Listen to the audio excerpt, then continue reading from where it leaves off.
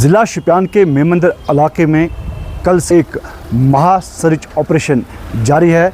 तो सूत्रों के अनुसार जो है वहाँ पे मिलिटेंट्स की एक्टिविटी बताई गई है, जिसको देखकर सर्च ऑपरेशन शुरू किया गया है। और इस सर्च ऑपरेशन के दौरान चूँकि आज जो है बागात में जो घने पेड़ है, घास है, तो क्या इसका फ़ायदा है वो मिलिटेंट उठा सकते हैं, वो शरण ले सकते हैं।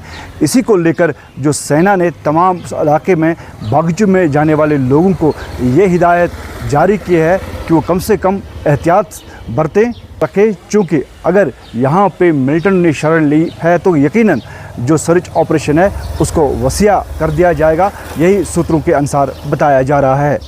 इरशाद मलिक, न्यूज़ 18 शोपियान।